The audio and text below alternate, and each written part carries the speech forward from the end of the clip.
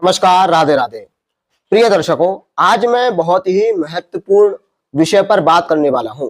आज मैं आप सभी को 3 सूत्र ऐसे बताऊंगा जिससे आप पता लगा सकते हैं आपका विवाह टूटेगा या नहीं टूटेगा।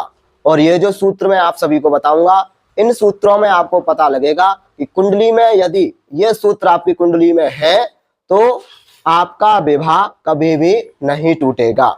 तो सबसे पहले मैं आप सभी को बता दूं कि आप लोग यदि मेंबरशिप ज्वाइन करते हैं हमारी, तो मैं बहुत जल्द ही क्लास प्रारंभ करना चाहता हूं। और जो लोग हर महीने मेरे से अपनी कुंडली का अध्ययन कराना चाहते हैं, मासिक अपना भविष्य फल जानना चाहते हैं, तो हमारा मेंबरशिप आप ले सकते हैं। उसमें मैं आपसे लाइव आकर के बात करूंगा और आप सभी को हर महीने का भविष्य फल बताया करूंगा, आने वाला भविष्य फल आपका कैसा रहेगा।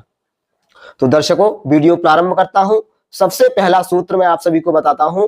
यदि नवांश कुंडली में, ठीक है, आपको नवांश कुंडली देखनी है, नवांश कुंडली में पंचमेश का संबंध यदि लग्न से बन रहा हो, लग्नेश से बन रहा हो, अथवा पंचमेश मित्र राशि में हो, तो आपका विवाह कभी भी नहीं टूटता है। यह आपने सूत्र समझ लिया होगा।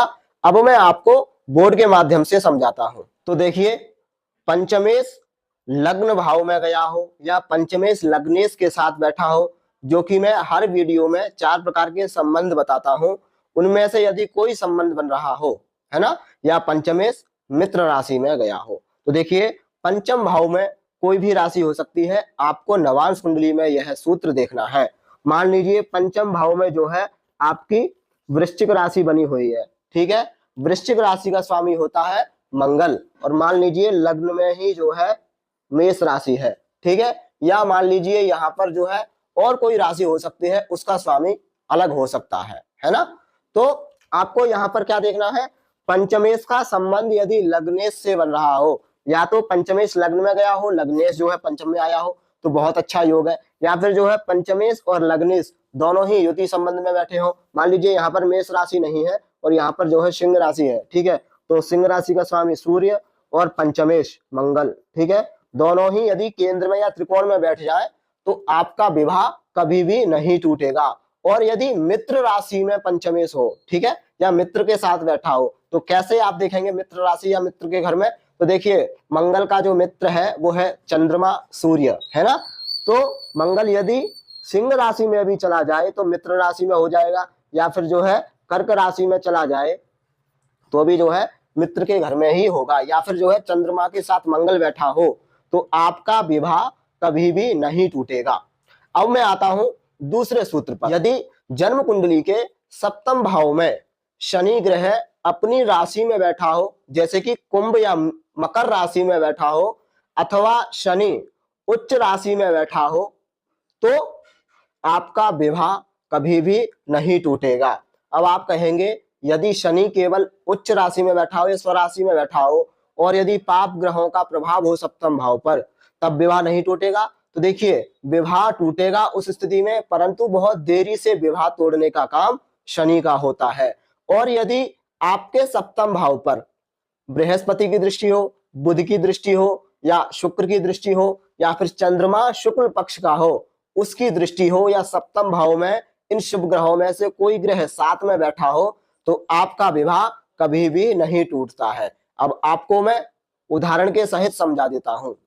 तो देखिए, सप्तम भाव में शनि जो है मकर राशि में बैठा हो, मकर राशि में बैठा हो या कुंभ राशि में बैठा हो, ठीक है, या फिर जो है तुला राशि में बैठा होगा, तो उच्च का हो जाएगा। और ऐसे शनि के ऊपर यदि बृहस्पति की दृष्टि हो, बुध की दृष्टि हो, या शुक्र की दृष्टि हो, या फिर जो है चंद्रमा की दृष्टि हो, ठीक है, तो बृहस्पति की तो जो है 5, 7, 9 3 दृष्टियां होती हैं। तो बृहस्पति जो है 7वीं दृष्टि से देखेगा, तृतीय भाव में बैठेगा तो 5वीं दृष्टि से देखेगा, और यदि एकादश भाव में बैठा हुआ है तो 9वीं दृष्टि से सप्तम भाव को देखेगा। तो इस स्थिति में जो है आपका विवाह कभी भी नहीं टूटता है। देखिए, पहले मैंने जो सूत्र बताया था पंचमेश का संबंध लग्नेश से बनेगा तो विवाह नहीं टूटेगा। इसमें एक स्थिति और अच्छी बन रही है कि संतान के द्वारा जो है इनका विवाह कभी नहीं टूटता है, अर्थात दोनों का संतान के प्रति बहुत अच्छा प्रेम होता है, जिसके कारण विवाह टूटने की संभावना तो बनेगी परंतु विवाह कभी भी नहीं टूटेगा। ठीक है, तो ये दो सूत्र हो गए। अब मैं आप सभी को बताऊंगा तीसरे सूत्र के बारे में। अब देखिए तीसरा सूत्र है, यदि जन्म कुंडली में सप्तमेश पाप ग्रह हो, ठीक है, सप्तमेश पाप ग्रह हो और सप्तमेश जो है भाग्य स्थान में गया हो और भाग्येश का संबंध यदि सप्तम भाव से बन रहा हो तो ऐसे जातक का विवाह नहीं टूटता है। कितनी भी परेशानी आ जाए, दुनिया इधर से उधर हो जाए, परंतु इस योग में जातक का विवाह कभी भी नहीं टूटता है। मैं आपको एक बार और समझा देता हूं। सप्तमेश भाग्य स्थान में गया हो और भाग्येश का संबंध यदि सप्तम भाव से बन रहा हो तो ऐसे जातक का विवाह कभी भी नहीं टूटता है। मैं आपको उदाहरण के सहित भी समझा देता हूं। मान लीजिए सप्तम भाव में जो है आपकी तुला राशि बैठी हुई है, ठीक है, तुला राशि का स्वामी होता है शुक्र और शुक्र आपका चला गया भाग्य स्थान में, ठीक है, भाग्य स्थान में शुक्र चला गया और शुक्र मान लीजिए यहाँ पर मीन राशि में बैठा हुआ है, तो मीन राशि का स्वामी होता है बृहस्पति। तो बृहस्पति यदि है ना शुक्र के साथ बैठा हो कहीं पर, या फिर जो है बृहस्पति सप्तम स्थान को देखता हो, ठीक है, या फिर बृहस्पति भाग्य स्थान को देखता हो, तो आपका विवाह कभी भी नहीं टूटेगा, अर्थात आपका विवाह जो है हमेशा अच्छा बना रहेगा, पति पत्नी के बीच में मतभेद की स्थितियां नहीं रहेंगी।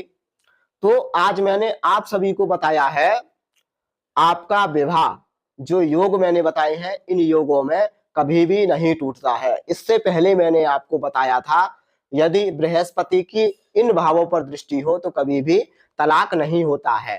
तो आज मैंने आप सभी को उसी विषय पर दूसरी वीडियो लेकर के आया हूं और चर्चा की है मैंने। तो आप लोगों को यदि अपनी जन्म कुंडली में नवांश कुंडली में जानना हो आपका विवाह भविष्य में टूटेगा या नहीं टूटेगा, तो आप मेरे से मात्र 351 रुपए में कुंडली का अध्ययन करा सकते हैं। तो मैं अगली वीडियो में मिलूंगा और किसी खास कार्यक्रम में। जब तक के लिए नमस्कार, राधे राधे।